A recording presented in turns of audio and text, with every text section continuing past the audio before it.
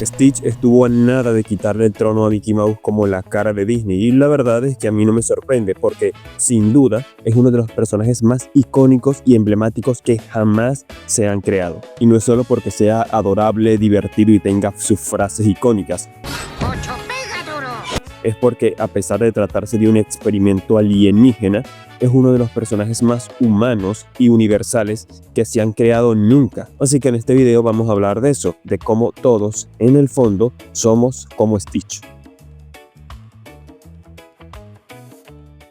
Sí, yo sé que saca de onda que te digan que este pequeño extraterrestre azul con 4 brazos, pinta de koala y unos dientes que parecen de lobo sea un personaje humano, pero la verdad es que cuando lo analizas resulta serlo. Y además es un ejemplo excelente del por qué eso que se llama relativismo moral, ya sabes, la concepción de que bien y mal son conceptos relativos que dependen de la cultura, falla tanto. Y para entender esto como debe ser entendido, tenemos que ir al origen del personaje. Al inicio, en el momento de su creación, Stitch era un atajo caótico de impulsos y deseos destructivos, bastante similar a lo que cualquier persona es al momento de su nacimiento. Y de paso está dotado de una gran fuerza y sobre todo de una gran inteligencia. Una inteligencia que le permite observar, analizar y comprender el mundo en el que vive y que, ya lo vas a ver, será muy importante. Al principio, Stitch es completamente egoísta y caprichoso, como podría serlo cualquier niño pequeño.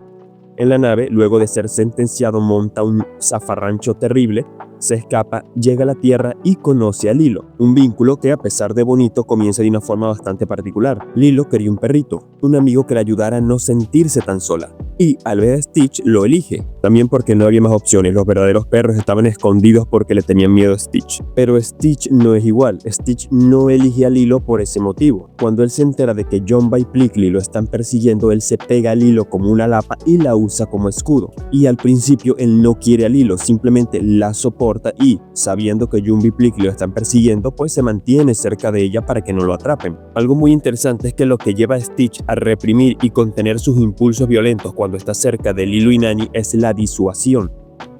Él sabe que Jumba y Plickly lo están persiguiendo, sabe que si se va de madre, si se vuelve loco, va a llamar mucho la atención y lo van a atrapar.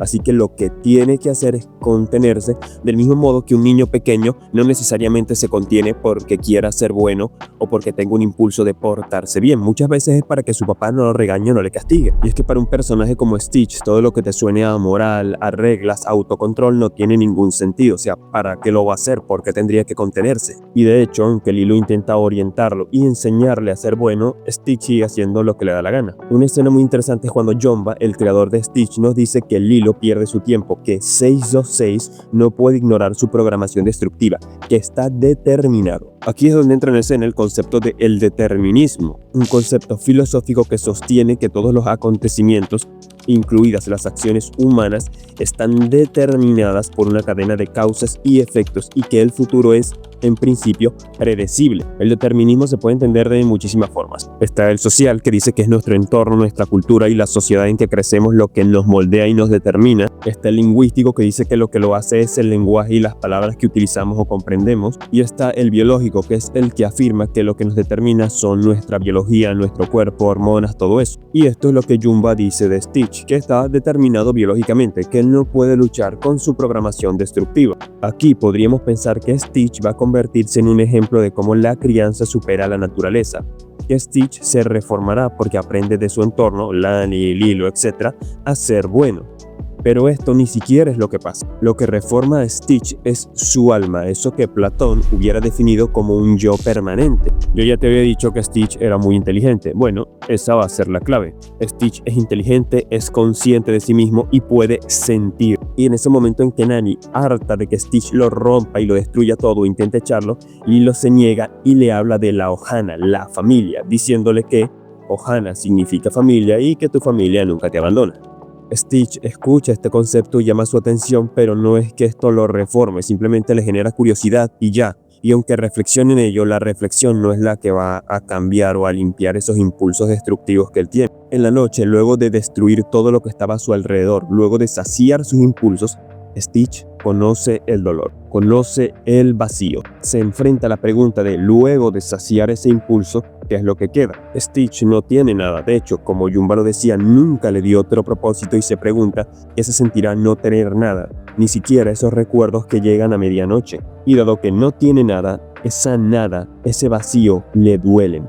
Y ese es su primer paso hacia lo que es la moralidad. Esta moral objetiva, este dualismo bien y mal del que te hablaba antes, no es algo que Stitch aprende, es algo que Stitch observa y descubre por sí mismo. 626, más impulsado por la curiosidad que por otra cosa, comienza a intentar encajar. Hace el experimento y aunque tiene sus momentos de éxito, como esa escena icónica surfeando con Lilo y Nani por ejemplo, al final falla y lo arruina todo. Cuando estaba surfeando con Lilo y Nani sintiéndose vivo y disfrutando del momento, Jumba y Plickly lo atacan y ocasionan su pequeño desastre. Ahí es cuando Stitch casi ahoga a Lilo y bueno, pasa lo que pasa. Cobra Bubbles, el trabajador social que lleva rato ahí atrás de Nani diciéndole que tenía que conseguir un trabajo, que tenía que mejorar para poder quedarse con Lilo porque si no se le iban a quitar, lo ve todo y deja claro lo que va a suceder ahora. Deja claro que se tiene que llevar a Lilo. Y entonces llegó esa escena que para mí es el momento más inflexivo de la película y es el que cambió mi forma de verla recientemente cuando la volví a ver. Cuando David le dice, Stitch, yo siempre pensé que lo lograría. Y luego apareciste tú. Esto de aquí es clave, esto es fundamental. Stitch ya conocía el dolor y el vacío, pero cuando David le dice esto, él comienza a observar. Y comienza a observar de verdad, a profundidad. Se da cuenta de que Lilo y Nani están sufriendo, que el sufrimiento que ellas experimentan ante su inminente separación es igual, es tan real como el suyo. Y que, valga la redundancia, sentirse mal está mal. Sentirse mal se siente mal. Se da cuenta de que el dolor duele y que duele a todos. Las opiniones pueden ser perfectamente subjetivas, pero el sufrimiento experimentado no es tan subjetivo y Stitch entiende que este sufrimiento que ellas están viviendo es culpa suya. Y si el sufrimiento que yo experimento es tan real como el sufrimiento que los otros experimentan, entonces significa que hay un fundamento que trasciende la cultura y es ese fundamento el que Stitch, a pesar de no tener cultura, puede notar, puede experimentar y vivir. Él no tiene cultura, pero sí la inteligencia suficiente para observar, para notar y darse cuenta de que ese sufrimiento que él ha causado es igual al que él experimenta. Y el último trazo de esta pintura que humaniza Stitch es la respuesta de Lilo. Cuando ella lo sorprende viendo la fotografía de sus padres, los padres de Lilo, la niña le cuenta la historia de cómo murieron ellos y le pregunta a Stitch qué pasó con su familia. Te digo llorar por las noches, le dice. Sé que por eso rompes cosas y me empujas. Aquí Lilo le da una lección más a Stitch.